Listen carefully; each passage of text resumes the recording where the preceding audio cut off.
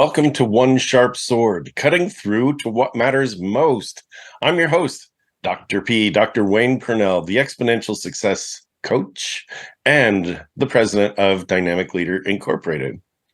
Today, this episode, we've got an amazing gentleman. He helps organizations achieve maximum efficiency in business processes and energy flow. And it sort of sounds like, what? Why would I listen to, something geeky like that?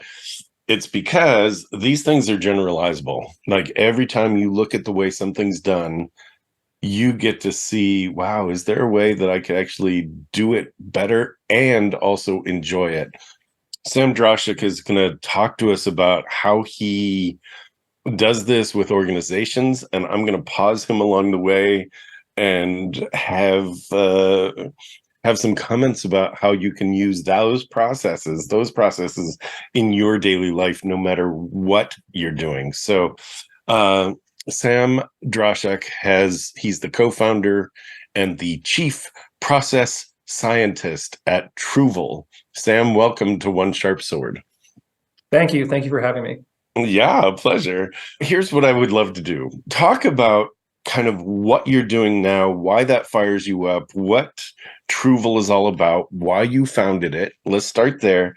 And then I'm going to wind back the clock and go, you didn't wake up to do that. So what happened? How'd you get there? Absolutely. Yeah, I'd be happy to share. So for me, my passion in life is process science, as boring as that might sound on the onset, but I'm a total nut about everything to do with process, understanding them, analyzing them, studying them. So this is something I've been doing for now the entirety of my career. And why Truval? Why now? Truval's a software company. And after having consulted on the edge of process science, applied process science for many years now, I've decided to try to put that knowledge into software products so we can really scale it. Because consulting can only get you so far. And I'd really like to share the insight and share some of these process science techniques with the world. So we're really trying to democratize this knowledge through software solutions. And I look at it as a natural extension of me exploring and sharing the knowledge I've gained in this space. And that's why I'm at Truval today. That's awesome. Well, you co-founded Truval. So, I mean, you don't do that unless you actually really, really, really believe in it. So good for you. And this is a kind of an international thing for you, because when you talk about democratizing it, you're basically saying it could go anywhere. Everybody should have access to it. So when we talk about process science, my background, clinical psychology into executive coaching and organization development. And when I was doing org development, we did our share of process mapping. Here's something and this, how many touch points are there and all that stuff. For those that aren't familiar with the actual mapping of a process, can you just talk us through the basics of what you do to process map and why would we want to do that? Sure. So process mapping, I'd like to start here when people talk about what is this process mapping and why do we care? Process mapping is the most effective way to capture and structure process data. It is. And people love data right now, right? That's not a non-intuitive thing. People pay for data. Data is the gold of business right now because we want to be driving our business decisions based on data. So when you look at a process map as the most efficient distilled form of process data, it's not really far-fetched to say it's absolutely critical to have this competency, to be able to draw visualizations that represent robust process data, which is really to say you're representing it's the data that describes your operating reality in a given business context.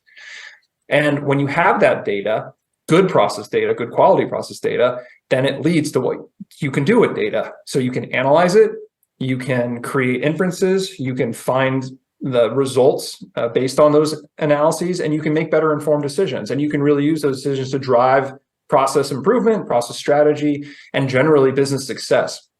So what is process mapping? It's really the structured capture of process data to be used in process methods to manage your processes better overall.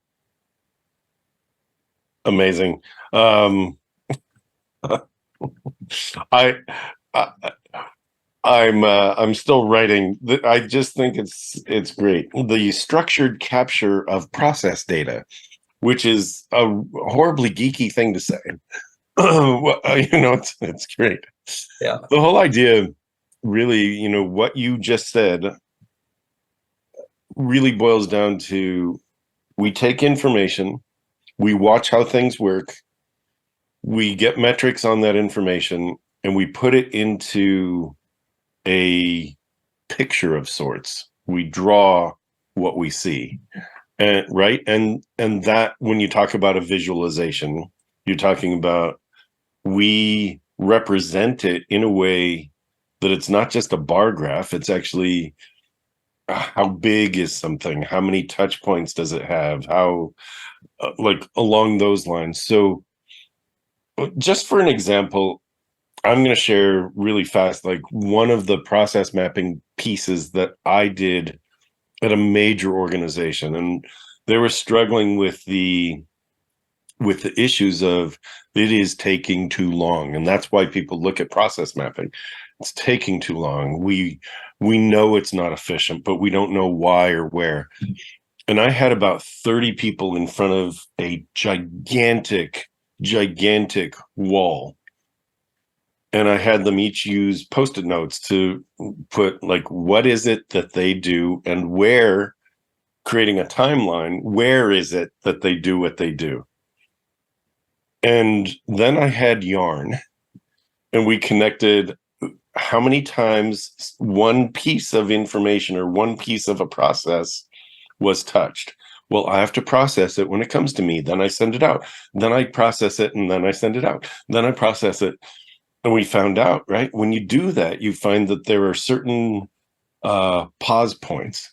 So I just wanted to describe that, because a lot of our audience doesn't do process mapping. And so to kind of give an example like that, I think could be very helpful. How do you, like, if you have examples from a recent contract, or somebody you've worked with, where you're like, okay, this is the kind of typical person or place we would come in, that'd be great. Yeah, absolutely. And I'm glad you gave an example, because I was just about to go there myself. It makes what I was talking about way less abstract. So I appreciate you injecting your own experience. And I'm happy to also give another use case.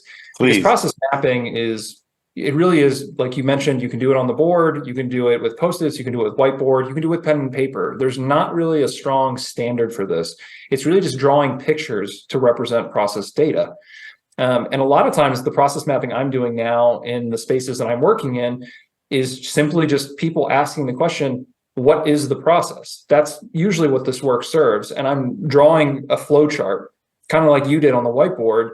And it's really just using the same language that I use for most of my clients, but it's nothing more than interviewing, doing elicitation. So going, and I oftentimes, in the virtual sense, I don't get all these 30 people in a room anymore, especially post-COVID. We'd usually do this on one-on-one sessions where we're having a conversation, asking about their day, asking about their flow, how much volume is moving through their process, asking about the details, getting, like you said, the basic 5 W's of telling a story. Who did it? When is it happening in sequence? Where is this happening? What's going on? Why is it happening this way? And really then taking that and drawing an accurate picture that represents what's going on in an organization. And I think for most of the clients now that are really engaging in this work, they've scaled out, they're decentralized geographically, they're heavily digitized now. And a lot of times people just can't see the process anymore. So there is a tremendous value in just having somebody document it. And it may seem fairly basic to say, what is my process? And just have somebody come in and write it down. But that's most of the use cases I've been doing when I'm still engaged in consulting, because people just don't know what their process is anymore.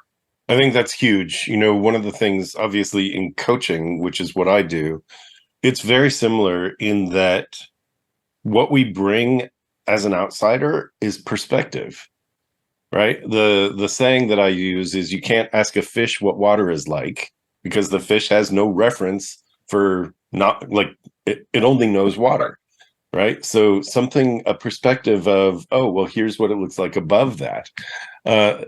I do that in people's lives. You do that in organizational process. And I think a way to bring it back to kind of a human level for any of us to be thinking about. It's kind of like when you wake up, what's the process by which you get to breakfast? And there are multiple things that you do, right? You may put on slippers, you may brush your teeth, you may hit the bathroom, you may start coffee, you may skip breakfast, you may stand at the fridge for 10 minutes looking at what's available. All of that is part of what you do when you come to a business or like an organization, and you're like, well, here's this thing you said you had trouble with. What happens to get there, right? Like you're curious, basically. Yeah, a lot of people, it is the most fundamental step, which is what are we doing so that we can analyze it? Yeah. And that's the biggest problem. And like you said, if you take the example of getting ready to brush your teeth or getting ready for breakfast in the morning or whatever it is, if I hired 5 consultants to come into your house and observe you doing your breakfast routine, and then I told them to draw out that process in a visual or in any way they wanted, I guarantee you get 5 different documents, completely different. They would focus on different detail levels. We might use different conventions, different shapes, different colors. So now imagine you're trying to get a perspective in an organization where there's thousands of people working simultaneously trying to achieve a goal, and they're working in different places and they're working with different systems. And then you're hiring people to come in and say, draw this picture out. And you expect, oh, that's the simplest part. No, it's actually the most complex part, because it's a very robust data set. It's a very complicated data set to describe what somebody is doing. Try it on your own process. Try to write down yourself what you're doing in the morning. Exactly. And then see if you can explain it to somebody else. It's something that people consistently underestimate, is the point I'm trying to make. And I think bringing focus, even in a conversation like this, is super critical, that you can't move anywhere if you don't know where you're at. And it's a really common problem in businesses and also people's personal processes. That's huge. Most people will say, yeah, I sort of want to get there, and they have no idea what their foundation is. Right. Like setting a GPS can get you there if you do 3 things: set where there is, figure out where here is, what's your starting point, because GPS can't get you there if it doesn't have a starting point, and then take action, move, right? So it can do course correction. This is, when you talk about a robust data set, it's you're saying that everybody has their own perspective, and your job is to sort of filter through what everybody is telling you about the way a process works. Right. Process data is one of the most confused data sets. It's like you said, everyone has a perspective. So part of my job is, yes, to decide what is the most likely perspective that's going to get the best ROI with people working with it, is really, I would say, the practical answer. Because you could take anybody's perspective and say, okay, as long as it's maybe somewhat accurate, you could work a project from that point. But really what I try to do in my career is, if I'm going to describe a process, how can I do it in the most universally understood process language that's also would have to align with a more human-centric language? Because the biggest thing about process data is, if I draw a very colorful diagram and it takes me 10 hours, but no one can read it but me, and I have to explain it to every single person that I show it to, the utility of that document and that 10-hour exercise is very low. And the process work gets very stymied very early on.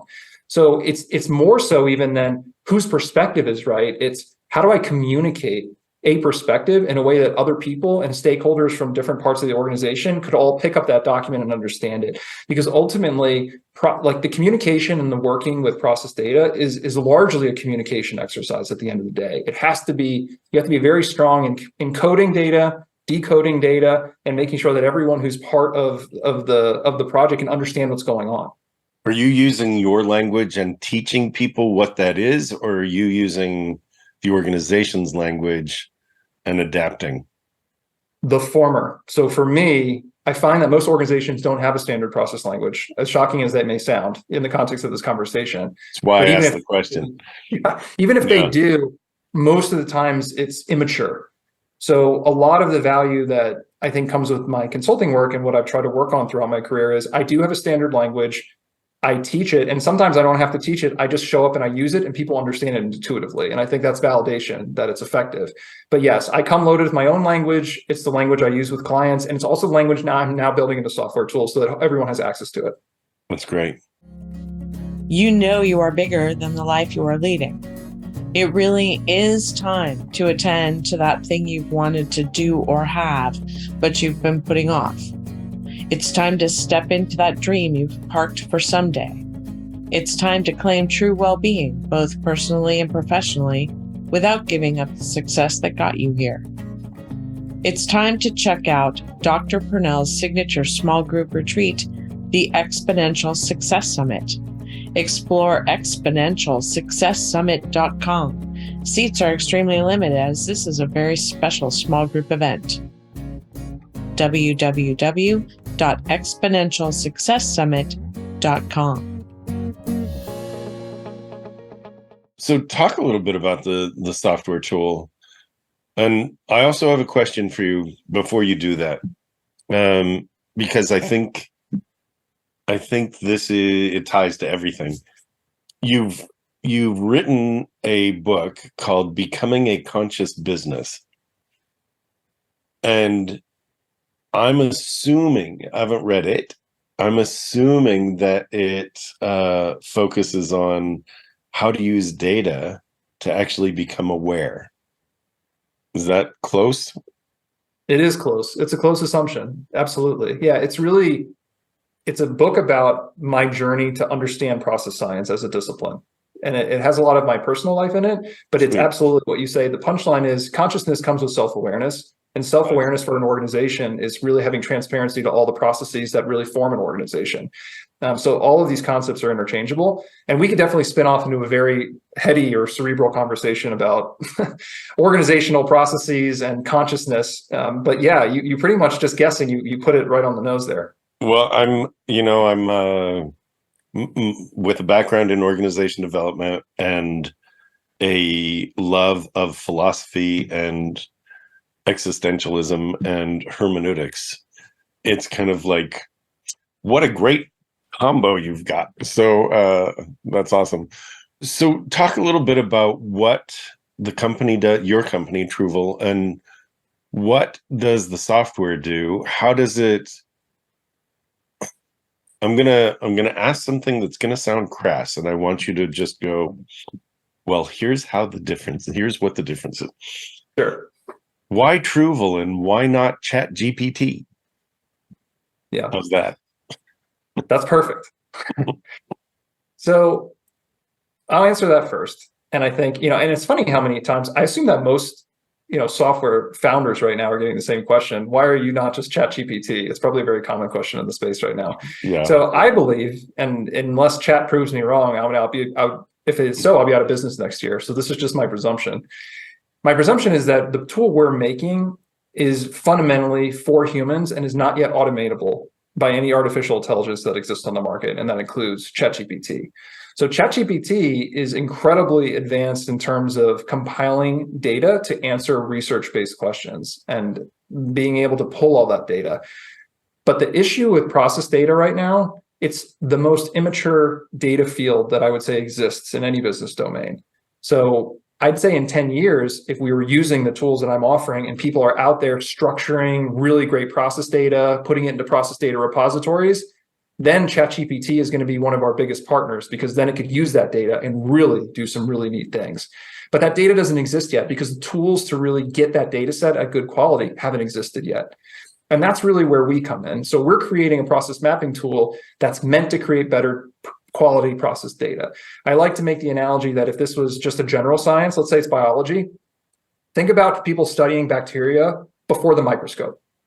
There was a lot of work being done in that field before the microscope. People were doing a lot of inference, and they were using macro observations with their eyes or whatever they had available to just infer what was happening at the bacterial level. But then that data got so much more standard when we had a microscope that had fixed views. You could do 10 times, you could do 100 times, you could do 1,000 times. And suddenly now scientists around the world could look at a standard level of magnification, and they can make observations, they could compare them. So this is really what we're looking at in the process space right now, which is there really needs to be a revolution of tooling so that people can use the same tools and get comparable data sets. Until there's any data, ChatGPT or any artificial intelligence, which even the most advanced forms are just using existing data faster and better than we are to create conclusions. They're doing analysis more so than anything else.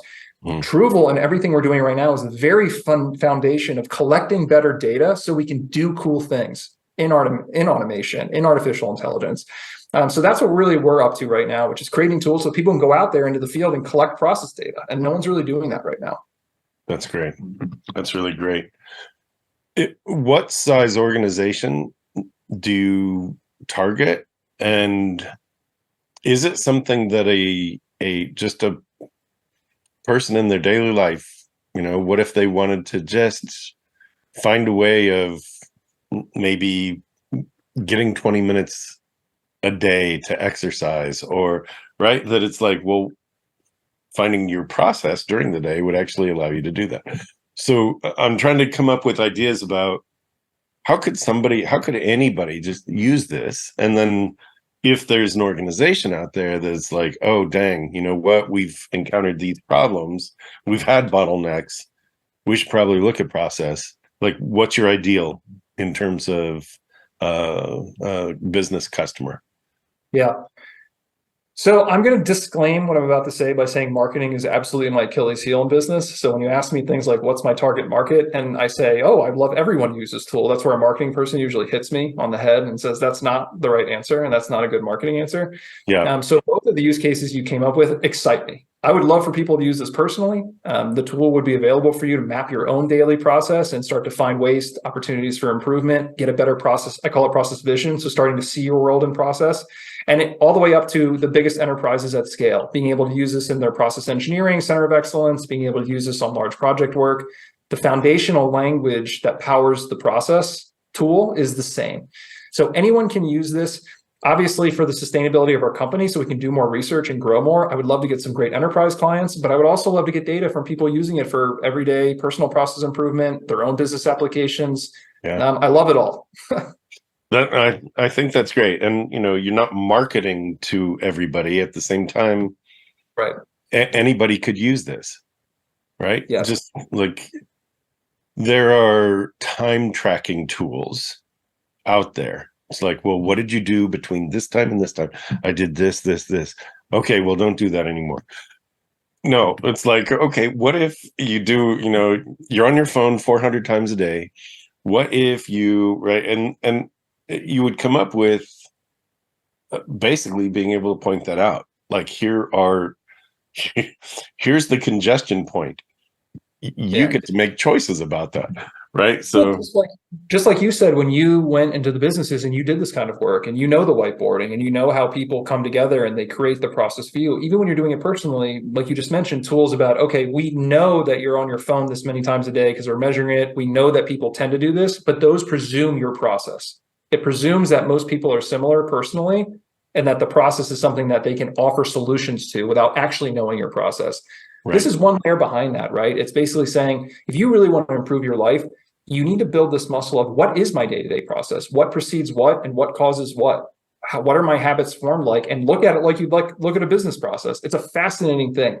And I think that, yeah, it's not as much, here's a solution, fit it into a problem you likely have. It's really just, what is your process? And just to look at it, because once you're looking at it, it's like, I love your fish and water analogy. When you're in it, you can't really see it. But as soon as you put it on paper and you can look at it, you become a third party to your own process, and it gives you a tremendous amount of insight.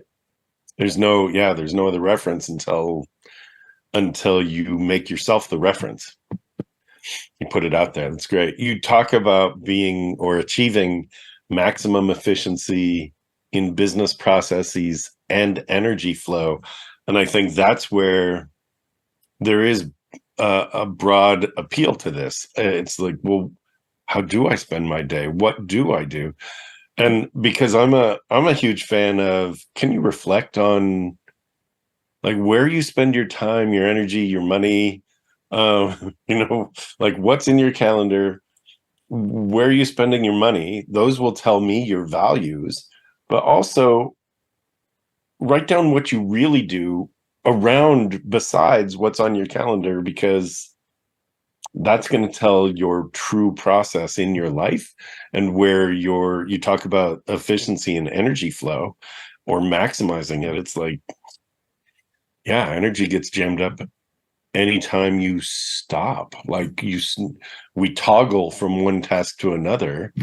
I mean, every time that happens, we're losing momentum.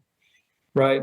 And I'd love to hear how you've probably worked with energy in the coaching sense quite a bit. You know, if you talk about people personally, what is energy? But I'll say energy is very similar between organizations and people. So when I talk, people ask me, well, hey, that sounds very abstract. What is energy? What are you talking about when you're measuring it? Energy for the organization is mostly capital and human labor. That's going to be the way that I encourage people to think about energy in the business context, because where that moves is what drives process motion, what drives change. Yeah. But it's no different personally. What's the analog to you personally? You mentioned it. It's money and your time, your own labor. It's still human labor and capital. Money is nothing but energy. So when you look at your own processes, where's your labor going on a day? Where's your money going in a given day? That's the heat map for your process, what you care about, what you're drawn to, the value and the things that you're making move in your reality. It's no different from businesses, and maximizing that energy flow for throughput at the end of those processes where you're putting energy into, hopefully you're getting value out the other side. So we want to maximize flow and get as much of your time and as much as your money flowing and make sure it's not blocked. That's how we become super productive and we maximize value in our lives. It's forward flow with a directed outcome, because we can be really efficient and be pointed in the wrong direction, which a lot of people are. It's like, oh, I have so much time, I'm going to go watch cat videos or whatever. It's like, no, that's a really bad use of time. So is worrying, right? So when people ask me about energy, I'll be talking about, you know, what are you focused on during the day? Are you focused on positive throughput? Are you focused on that outcome that you said you were after? Or are you focused on the anchor that a lot of people get drawn back toward, which is, oh, I don't have enough money, I don't have enough time, I don't, you know, I'm worried about what this person thinks or that person thinks. And that's kind of a waste. That's a dissipation of energy instead of a positive use toward, as you call it, throughput, which like having an open pipe to get to this endpoint is amazing. So it's been a long time since I've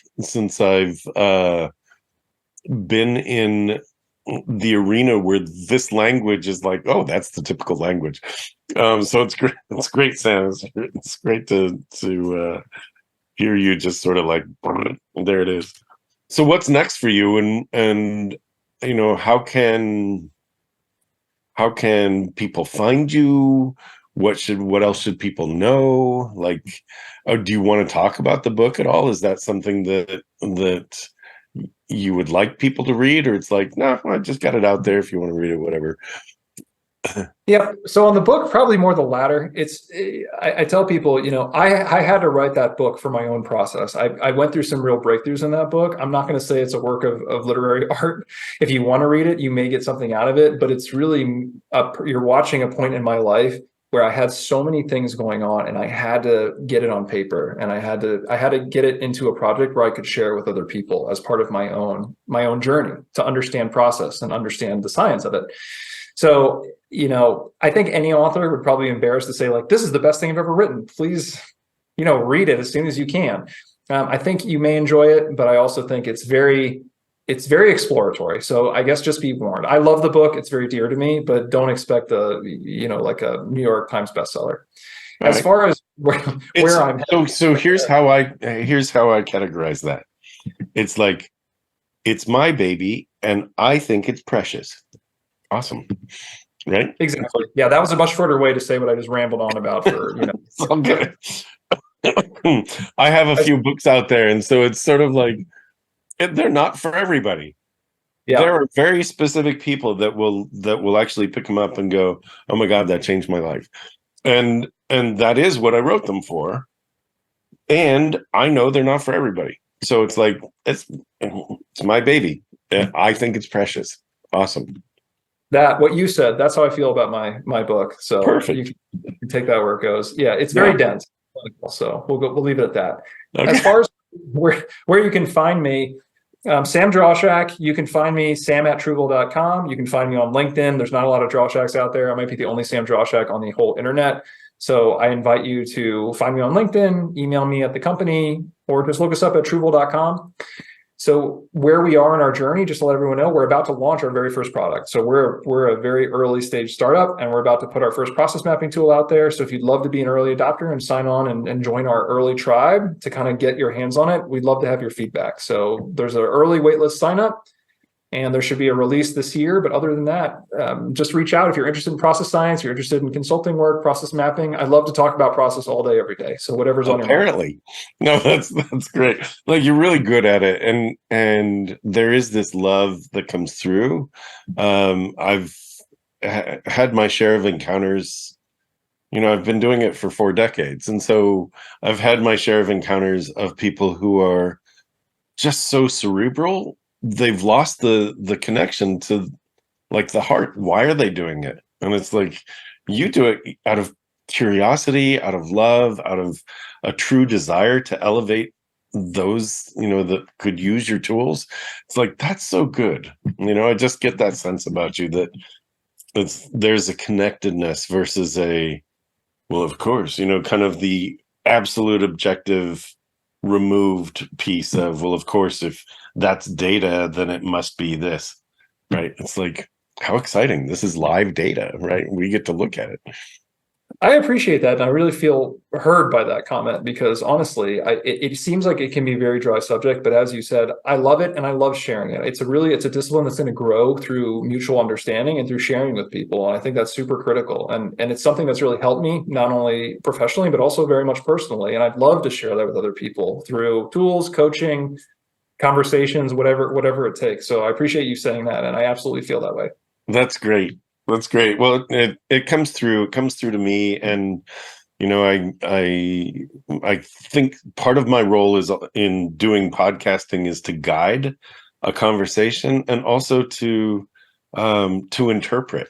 And I get to talk about what I see in the people I'm talking to, and it's so good. You've got such a big heart, and a gigantic knowledge base. Holy cow. So amazing. Really great. Let me just say, it's Sam Drauschak, Drauschak,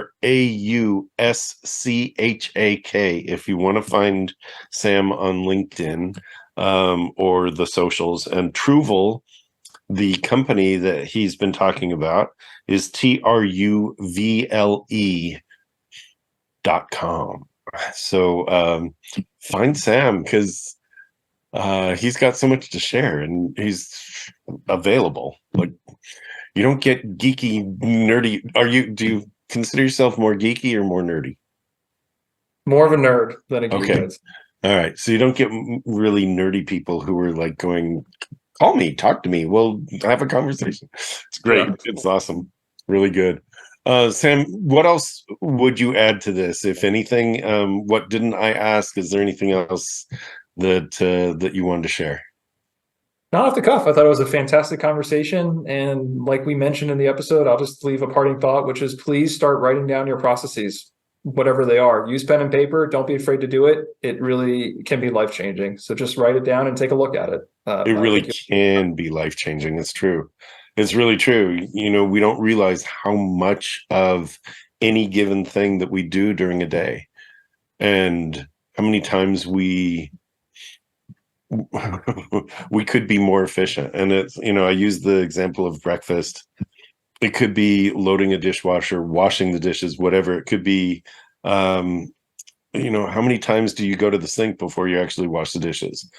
And that could be for better or worse. Like, it could be anything in your life, and the small stuff can add up to the big stuff. And that's, I think, what Sam's point is all along this way.